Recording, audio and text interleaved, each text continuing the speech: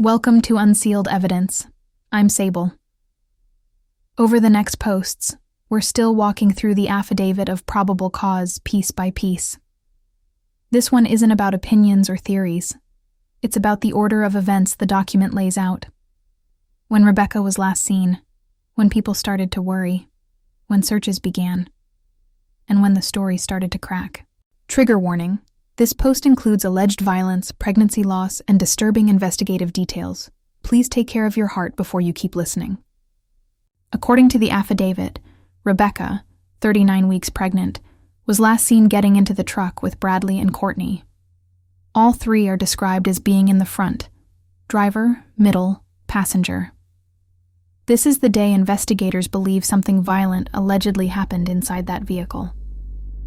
From this point on, nothing in the document is simple. But one thing doesn't change. Rebecca never came home. In the days that followed, the affidavit says family and loved ones couldn't reach Rebecca, and a missing persons report was made. Messages went unanswered. Normal contact patterns stopped. People started calling, searching, and panicking. This is when law enforcement officially stepped in and began trying to reconstruct her last movements. According to the affidavit, officers began checking places connected to Rebecca's last known movements, property and areas associated with Bradley and Courtney, a 2-track wooded area that appears multiple times in the document. At this stage, they were trying to answer the most basic, terrifying question: where is Rebecca?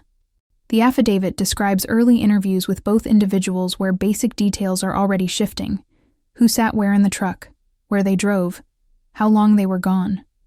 What happened after Rebecca was last seen? Even in these first conversations, investigators note that things don't line up cleanly. As time goes on, the affidavit says investigators obtained phone and location data through search warrants. When they compared those records to what they'd already been told in interviews, they found phones appearing in locations that didn't match the original stories, activity at times when someone claimed to be asleep or somewhere else, movements that lined up with later claims about dumping or moving items. This is the point where the timeline in the affidavit stops being just he said, she said, and starts being laid against actual digital footprints. Only after investigators confronted them with contradictions, the affidavit says the stories began to shift again. The document describes later interviews where a stabbing inside the truck is finally acknowledged in some form. A razor-style or scalpel-type knife is mentioned. References to a towel, blood, and Rebecca becoming unresponsive appear. The baby is suddenly talked about in heartbreaking ways, with no version ending in survival. But each time something is admitted, other parts of the story change. Roles change. Details change. Blame shifts. The timeline becomes jagged and broken, but still moves forward.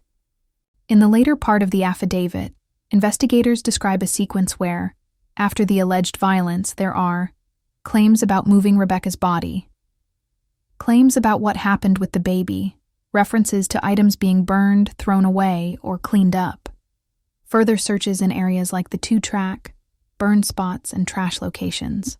Again, the exact days and times are not always crystal clear in the document, and the people involved allegedly changed their stories more than once. But the order is consistent. Rebecca gets into the truck. She is not seen again. She is reported missing. Law enforcement begins searching and interviewing. Phone location data is pulled. Contradictions are exposed. Alleged admissions about violence, the baby, and cleanup begin.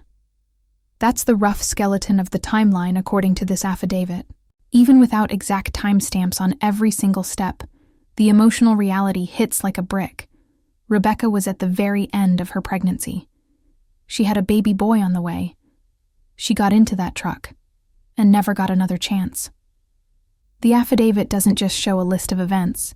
It shows a slow, painful unraveling of what actually happened that day and in the days that followed, piece by piece, as investigators push through lies, gaps, and contradictions. Everything in this video comes from allegations and statements described in the affidavit.